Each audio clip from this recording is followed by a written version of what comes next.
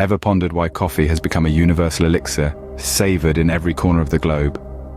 The answer lies in the magical journey of the coffee bean, a journey that starts on a tree and ends in your cup. Imagine a landscape of undulating hills bathed in the warm, tropical sun. Here, in the equatorial belt, coffee plants thrive. The process begins with planting a coffee seed, typically a small bean. The seed germinates, and a tiny coffee plant emerges. For the next 3 to 4 years, the plant grows, nurtured by the farmer's patient care. The plant flowers, and then, after a period of about 9 months, ripe red cherries appear. These cherries are the fruit of the coffee plant, and hidden inside each one is a precious bean. Harvesting is a meticulous process that requires a discerning eye. Each cherry must be picked at the peak of its ripeness, usually by hand. A skilled harvester can pick up to 200 pounds of cherries in a day, which will yield about 40 pounds of coffee beans. Once harvested, the cherries undergo a process called processing, which involves removing the fruit to reveal the coffee bean inside. This can be done in one of 2 ways: the dry method, where the cherries are spread out in the sun to dry, or the wet method, which involves washing the cherries and separating the bean from the pulp using water channels. The beans are then dried to the perfect moisture level before being sorted and graded.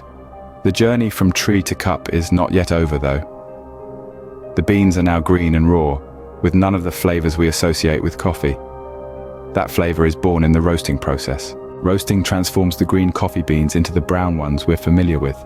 It's a high-temperature process that unlocks the aroma and flavor of the beans. The beans are heated until they reach an internal temperature of about 400 degrees Fahrenheit.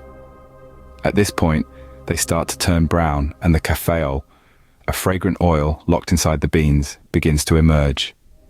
This process is called pyrolysis. From here, the beans are cooled and packaged, ready to be shipped to coffee shops, supermarkets, and homes across the world.